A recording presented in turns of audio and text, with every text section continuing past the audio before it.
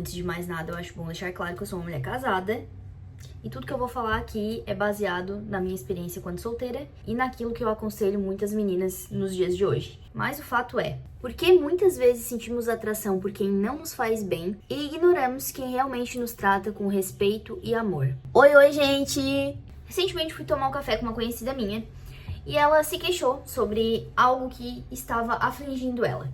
Ela tem se relacionado com um rapaz, ambos são cristãos, eles têm se conhecido melhor pra, quem sabe, em breve começar a namorar, casar e tudo mais. Ela me contou que ela ainda pensa no ex-namorado dela. Esse ex não tem nada que esse atual tem. No caso, nada das qualidades. Ele é bem vida louca, segue a vida fazendo o que tá na telha, não é cristão, não segue a Bíblia, vive em festa, bebedeira, mulheres e etc.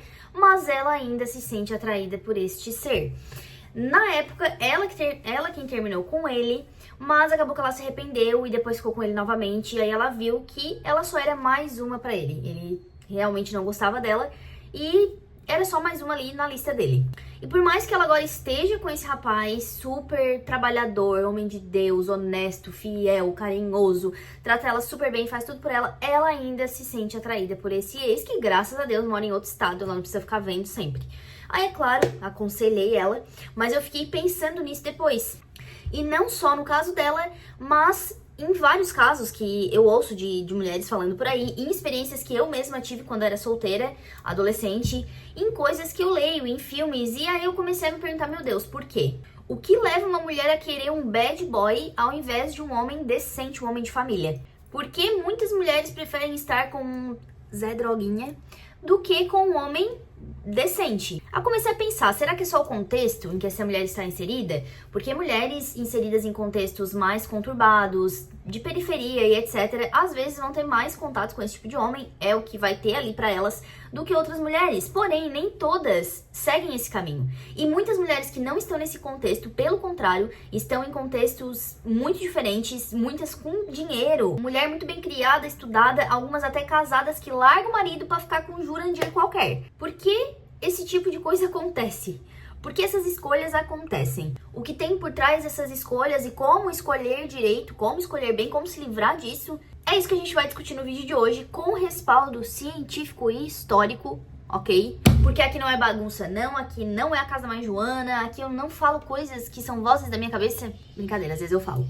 Mas neste vídeo não será a voz da minha cabeça, porque é um tema muito sério e a gente vai discutir ele de forma bem correta. Aperta o cinto aí, minha filha, porque vai ser lapada atrás de lapada. E a gente já vai começar falando sobre a ciência da atração. Fui dar uma estudada sobre isso, sobre o que acontece no nosso cérebro e cheguei ao resultado da tal da dopamina. A gente ouve falar muito sobre ela por aí e realmente somos altamente influenciados por doses de dopamina todos os dias. Inclusive, tu estás aqui assistindo esse vídeo e talvez esteja descarregando aí alguma dose de dopamina. Eu espero, porque isso é um sinal de que tu tá gostando do vídeo, então eu espero, sinceramente, que esteja aí rolando altas doses de dopamina no teu cérebro, mas o fato é que isso acontece diariamente por N razões, e a gente gosta muito da dopamina, porque ela é um neurotransmissor associado ao prazer, à recompensa, a boas sensações que a gente sente. Quando a gente sente atração por alguém, principalmente alguém imprevisível, alguém que não tá sempre disponível, alguém que representa um desafio, sabe aquele carinha que tu manda mensagem e ele não te responde, ou ele te responde horas depois, ou até tu mesmo faz isso com o pobre do rapaz, esse negócio de deixar a coisa mais difícil ativa algo no nosso cérebro, libera dopamina. Isso cria uma sensação de euforia e um desejo por ter mais daquilo, por buscar mais daquilo, por ter mais daquela pessoa. E quando a gente consegue, pá, dopamina, sensação de recompensa. E a gente tem também a adrenalina, essa sim, muito atrelada, é outro neurotransmissor, muito atrelada à questão do perigo. Então é ativada em situações de perigo, em situações de incerteza. Por isso que relacionamentos mais intensos, mais instáveis, podem parecer mais apaixonantes. E tem até um nome para isso, tá? É chamado de excitação transferida, que é quando a gente associa essa adrenalina a uma pessoa e não a uma situação. É por isso que encontros em situações de adrenalina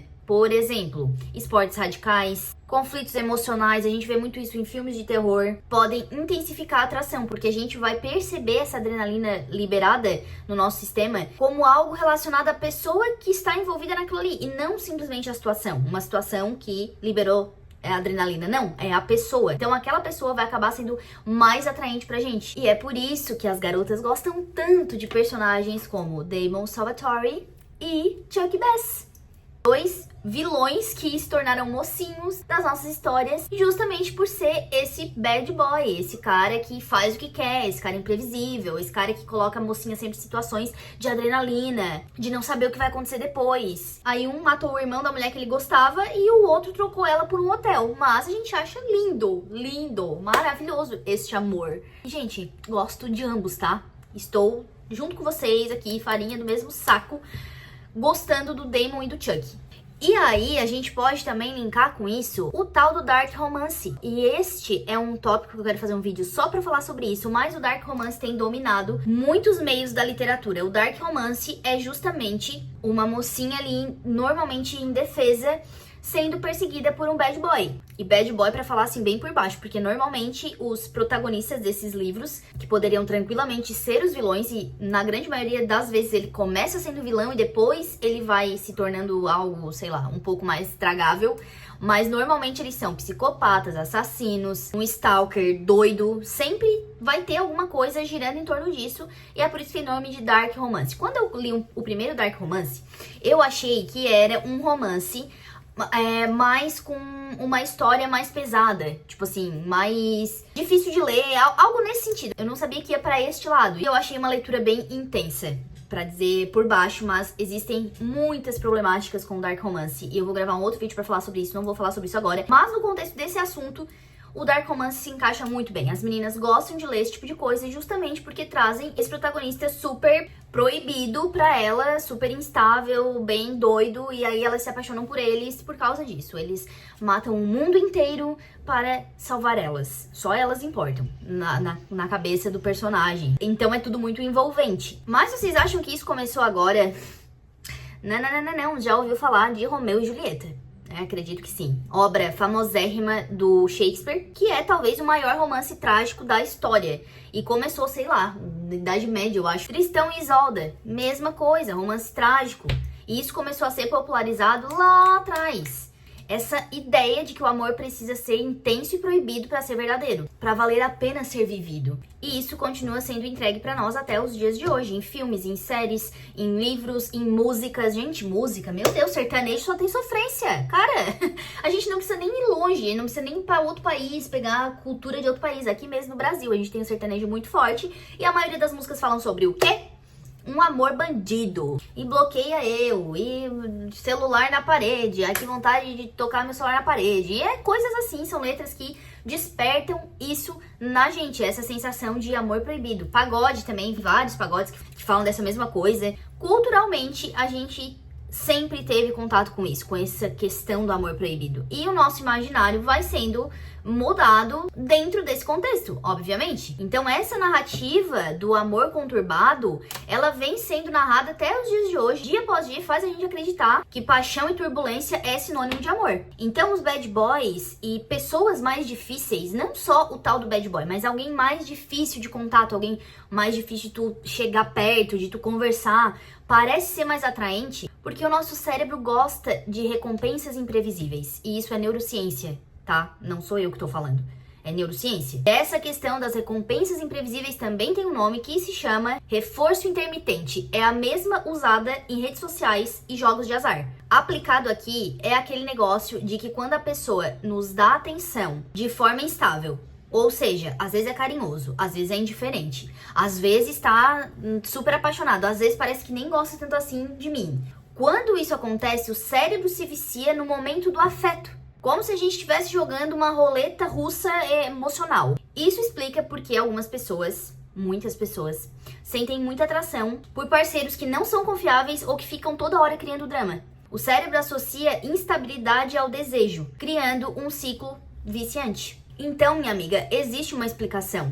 E aí, em oposto ao bad boy, a gente tem o cara de família, o cara estável, o cara que te proporciona equilíbrio na vida. Isso também é explicado pela ciência. Relacionamentos saudáveis e estáveis liberam ocitocina, que é o hormônio do vínculo e da confiança. Ele é liberado em momentos de conexão profunda, como abraços, conversas sinceras e intimidade emocional. Mas tem um pequeno problema.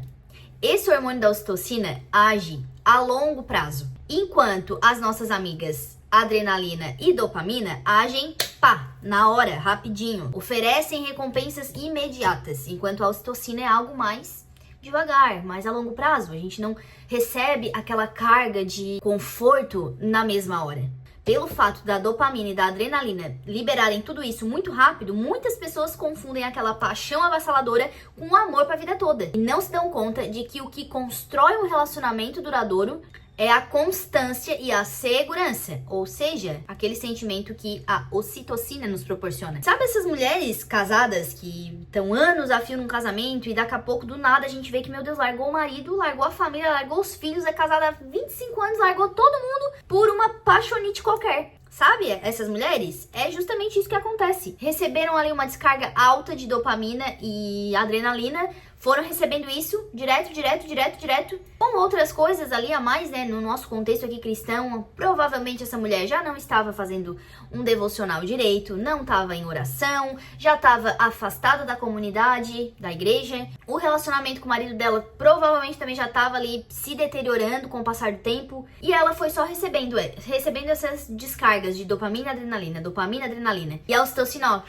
baixando cada vez mais, porque não alimentava isso no casamento. Aí o que acontece? Larga o marido, vai viver com o Jurandir e se ferra, porque chega um tempo que essa paixão avassaladora acaba. Chega um tempo, ela não vai mais ficar recebendo essas doses de dopamina e adrenalina, porque ela vai começar um relacionamento estável novamente com uma outra pessoa, mas vai começar. E aí Satanás é tão ardiloso que ele vai começar a fazer o quê? Jogar de novo pra essa mulher ou pra esse homem, isso aqui é ambos, tá? Homem e mulher, mas como eu falo mais pra mulher, estou direcionando pra você, mulher, mas isso serve pra ambos. O Satanás começa a fazer o quê? Jogar essas coisas novamente relacionadas a uma outra pessoa, fora do casamento. E aí vai ficando um ciclo. A gente vê isso aí, ó, gente, meu Deus, aos montes. A gente fica sabendo muito disso na mídia, com pessoas famosas. Eu não ia citar ninguém aqui, mas vou citar, porque também tá aí pra quem quiser saber. Mas isso aconteceu com a Megan Fox recentemente. Tinha um casamento de anos com uma pessoa, aparentemente, que gostava muito dela. Largou ele por um qualquer aí, que agora traiu ela. E ela tá lá grávida. Vanessa Camargo, mesma coisa. Namorou por um tempo lá com o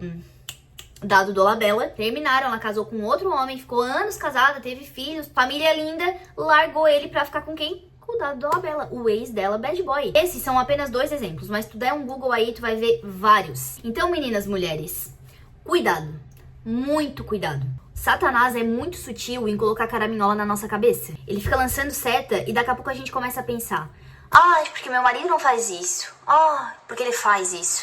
Ai, mas fulaninho não age assim. Ai, meu marido é muito careta. Ai, que tédio. Nosso relacionamento caiu na rotina. Então te mexe e vai fazer algo pro teu marido pra esse tédio passar. Deixa de ter fogo em lugares que não deveria. Pede fogo do céu pra queimar esse teu ciricutico. Garra vergonha na cara e vai orar, abençoada. Porque depois de fazer besteira, não adianta chorar. E eu já vi, ó, várias. No meu contexto, tá? Daí não tô falando de mulher famosa, tô falando do meu contexto. Já vi mulher que fez cagada, largou o marido por um qualquer, depois se arrependeu, fio do cabelo e ó, não teve volta, tá? Às vezes tu é casada com um bom será, como diz a minha avó, um bom será. Não sei se todo mundo conhece essa expressão, mas é o homem bom, sabe? Ele é tão bom assim, ó, ele é um bom será. Um homem maravilhoso, que faz de tudo por ti, tá lá, ó, ralando pra te dar tudo do bom e do melhor. Um homem fiel, decente, homem de Deus, vai na igreja contigo e tu tá aí reclamando de tédio, ó. Abre bem esse teu olho e vigia. E pra vocês, meninas solteiras, a mesma coisa. Que aventura? Ai, quero viver uma aventura. Vai pular de paraquedas. Vai praticar um esporte radical, vai fazer alguma coisa do tipo. Escolher alguém pra casar não é brincadeira. Ou pelo menos deveria ser uma escolha pra vida toda. Vou te falar uma coisa e eu espero que tu nunca mais esqueça. A única escolha de família que tu realmente tem na vida é o teu marido. É a única família que tu escolhe. Porque tu não escolhe quem vai ser tua mãe, tu não escolhe quem vai ser teu pai, tu não escolhe nem quem vão ser teus filhos, é Deus que manda. Então a única pessoa da família que tu escolhe, que Deus te deu esse poder de escolher, é o teu marido. Então escolha com sabedoria. Essa é a escolha mais importante da tua vida. Ai, mas a escolha mais importante da minha vida foi Jesus. há controvérsias, né? Não foram vós que escolhestes a mim, eu escolhi a vós. Então, isso aí também não foi tu que escolheu. A única escolha que é tu que faz é o teu marido. Escolhe bem. Não escolhe baseada em sentimentos, em sensações. Escolhe um relacionamento que honre a Deus e lembra sempre. O amor é uma escolha, é uma construção diária. Escolhe com sabedoria porque tu vai ter que arcar com essa decisão pra sempre, de uma forma ou de outra. E a gente tem ainda um fenômeno chamado efeito da escassez, que explica que a gente valoriza mais aquilo que é raro ou inacessível. E a gente vê isso todos os dias, inclusive com as coisas que a gente compra. Aquilo que é mais raro, que ninguém tem, parece que desperta mais desejo na gente. E isso explica porque muitas vezes a gente fica obcecado por alguém simplesmente porque a gente não pode alcançar aquela pessoa.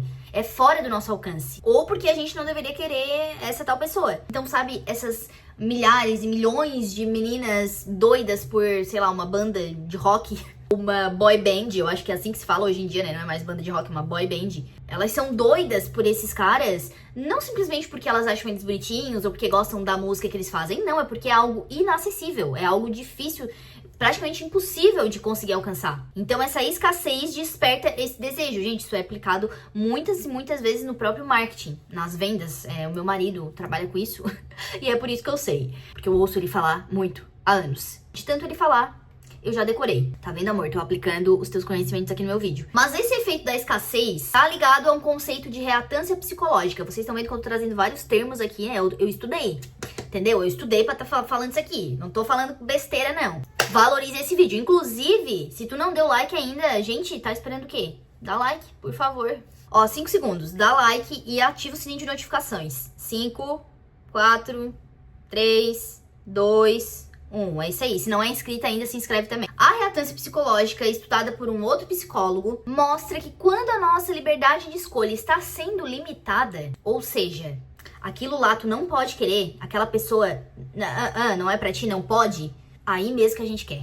Aí mesmo que a gente tem tendência a querer mais e mais e mais aquilo. Isso leva a sentir atração, desejo por alguém que não vai nos fazer bem, porque alguém que nos rejeita ou trata com indiferença, faz muitas acharem um relacionamento sem futuro muito mais interessante do que um que teria futuro, somente pelo desafio. Correr atrás de um ex que a gente sabe que não vai fazer bem, só porque ele se tornou inacessível. Mulher casada que se envolve com homem casado e vice-versa.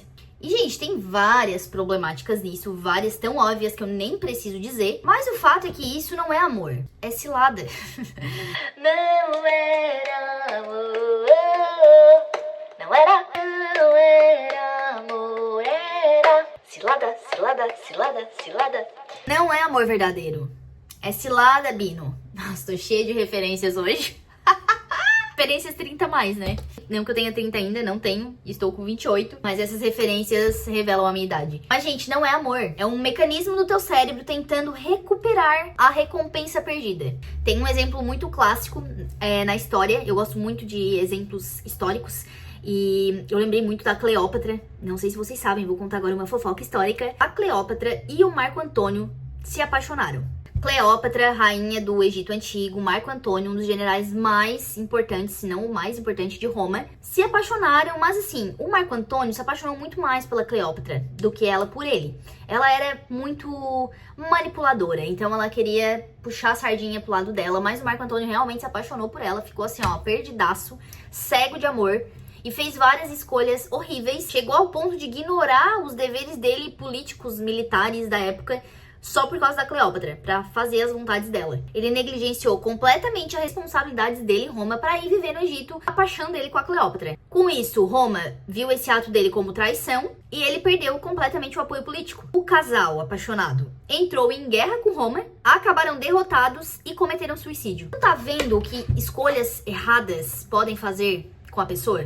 A Bíblia traz um princípio essencial para tomar decisões no amor. E eu tô falando não só para pessoas cristãs, esse princípio ele se aplica aos cristãos, mas se aplica a quem não é cristão também, porque é algo sábio, tá lá em Provérbios, que diz que acima de tudo a gente deve guardar o nosso coração, porque dele depende toda a nossa vida. Isso significa que o nosso coração tem que ser protegido.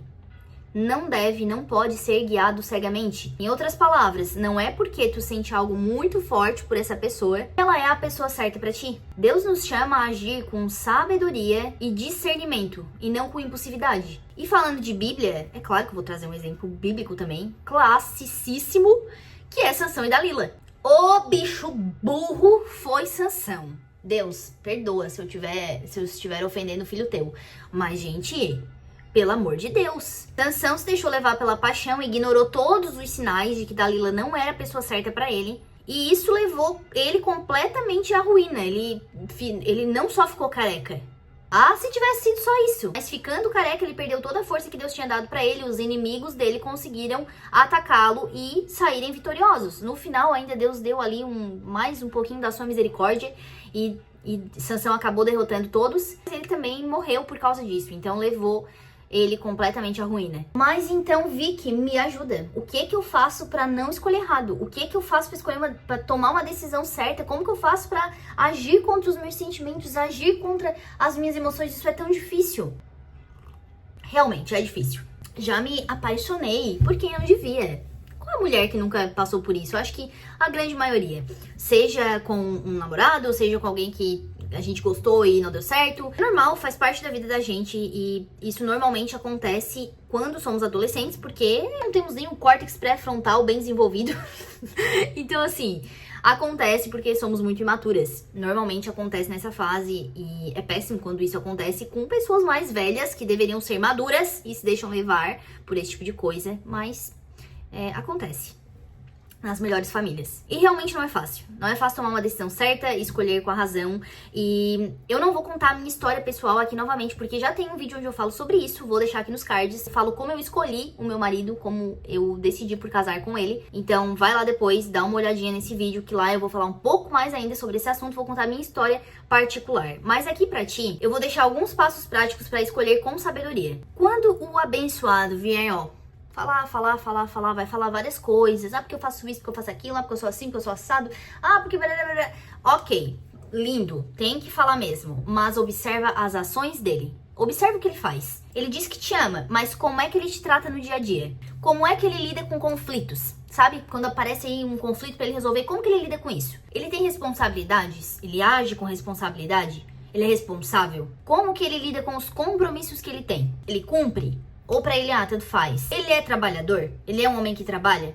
Ações mostram muito mais do que palavras, tá? O caráter dele vai ser revelado muito mais nas coisas que ele faz do que nas palavras bonitas que ele fala. Se pergunta aí, essa pessoa me aproxima ou me afasta de Deus? Então esse abençoado é envolvido na igreja? Ele faz coisas ali pro reino de Deus? Ele é um trabalhador do reino de Deus? Ele te fortalece espiritualmente? Te puxa pra orar, pra ler a Bíblia? Com ele, tu sente que tu tá se aproximando da tua fé ou se afastando? Se tu tá deixando teus princípios de lado e entrando em algo conturbado, algo que não é claro pra ti, algo confuso, já liga um alerta. Não confunda emoção passageira com amor verdadeiro. Até porque eu acredito que dificilmente um amor verdadeiro que vá passar pelas situações difíceis da vida vai se desenvolver apenas no namoro. Porque o casamento, ele forja muito o relacionamento. Ele forja o amor. Ele faz o amor realmente se fortalecer, passar pelo fogo e ser aprovado. O amor verdadeiro, ele vai sendo construído com o tempo. Como eu falei no começo do vídeo, é uma escolha diária. A gente escolhe amar. A gente escolhe ficar naquele relacionamento. A paixão é intensa, mas ela é passageira. Ela passa muito rápido. Então, pergunte-se, se essa paixão acabar amanhã, ainda vai fazer sentido eu estar com essa pessoa? Porque, gente, vai ter momentos no casamento que tu vai querer esganar a pessoa. Que tu vai pensar assim, meu Deus, o que é que eu fiz da minha vida? Eu não quero causar inveja de ninguém, mas eu nunca pensei assim, o que eu fiz da minha vida. Já quis esganar, mas nunca pensei assim, por que eu casei? Isso eu nunca pensei, graças a Deus. Mas eu sei que isso acontece, e eu sei que talvez um dia vai acontecer. O que vai me manter nesse relacionamento, o que vai fazer eu ficar, é o meu compromisso com essa pessoa e, acima de tudo, com Deus. Porque eu escolho ficar, eu escolho estar nesse casamento, eu escolho fazer dar certo. Isso não depende, não está atrelado a um sentimento, a uma paixão, a uma coisa avassaladora, uma vontade de estar com aquela pessoa. Não, isso é decisão, é escolha. Então, se a resposta para essa pergunta é não, provavelmente esse relacionamento não é baseado em algo sólido. O amor verdadeiro é baseado em propósito e não só em paixão. Não que não seja importante ter paixão, não que não seja importante sentir atração. É óbvio que a gente tem que sentir isso. Tu não vai casar com uma pessoa que tu não sente nada por ela. Tem que ter a parte carnal também. Tem que ter química, tem que dar match. Mas não é isso que sustenta um relacionamento. Lá em Amós 3:3, a gente tem aquela frase bem famosa no meio cristão. Como duas pessoas andarão juntas se não estiverem de acordo? Nesse contexto, um casal precisa compartilhar dos mesmos propósitos, dos mesmos valores. Imagina quando vierem os filhos. Será que vocês vão ter os mesmos princípios, os mesmos valores para passarem para essas crianças? Por último, o amor verdadeiro é paciente e constrói, não consome. 1 Coríntios 13, do 4 ao 7. O amor é paciente, o amor é bondoso. Não inveja, não se vangloria, não se orgulha. Não maltrata, não procura seus interesses, não se ira facilmente, não guarda rancor. Esse trecho descreve o que deve ser o amor verdadeiro. E não que a gente vai conseguir chegar nisso sempre. Acredito que é muito difícil, talvez até impossível, enquanto a gente estiver nesse corpo corruptível, esse corpo humano cheio de pecado, mas a gente precisa pelo menos tentar buscar isso. Então, se teu relacionamento é marcado por drama constante, falta de respeito e paciência, manipulação, jogos emocionais, esse não é um amor verdadeiro, é uma paixão instável. Se tu já fez a tua escolha, já casou e tá percebendo que o teu relacionamento é assim, o que te resta é orar para que Deus transforme esse relacionamento, para que de uma paixão doida possa se transformar em um amor verdadeiro, porque casou, tá casado.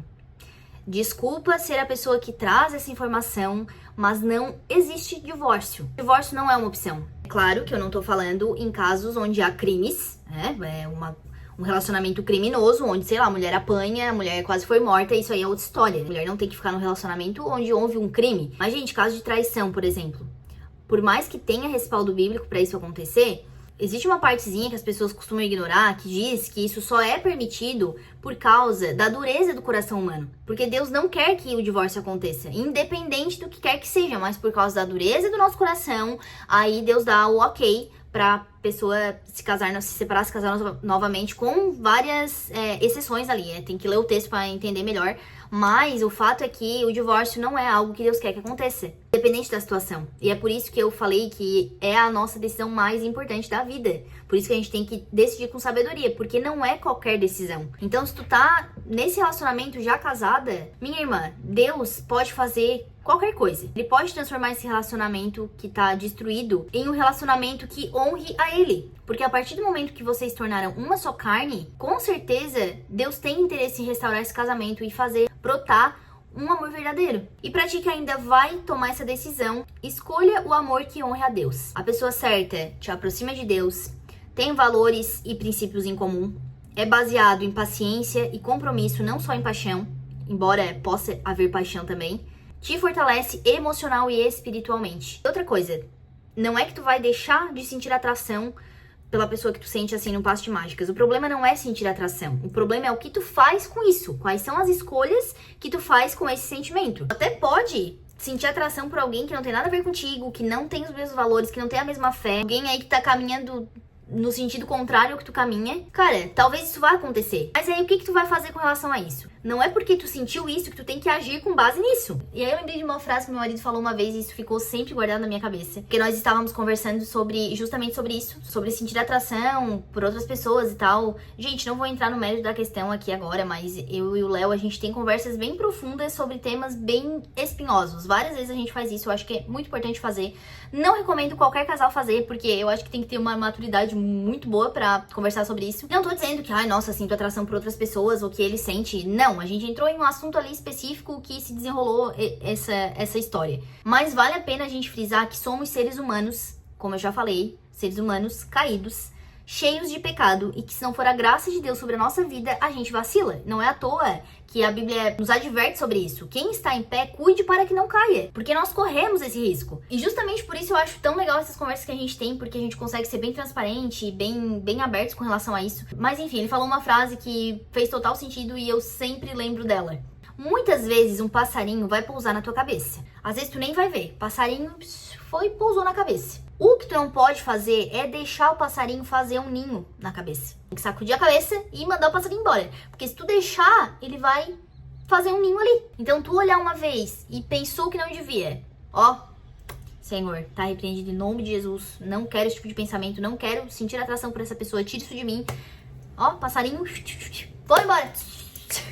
Agora, se tu olha uma vez e aí olha de novo, E aí, olha de novo. E aí o passarinho vai ficando ali até fazer um ninho. A questão é, tu quer um amor que te dê frio na barriga ou um amor que te dá paz no coração? Os bad boys, os relacionamentos intensos e confusos e alucinantes podem parecer muito interessantes no começo, mas no final ele te deixa esgotada, machucada e perdida. Então, antes de escolher alguém pra estar do teu lado, se pergunta, isso é amor ou é um vício emocional? Lembremos novamente, Provérbios 4:23, acima de tudo, guarde o seu coração. Eu vou ficando por aqui. Se tu ainda não deu like, esta é a última chamada para o like, para ativar o sininho de notificações. Gente, um beijo. Fiquem com Deus.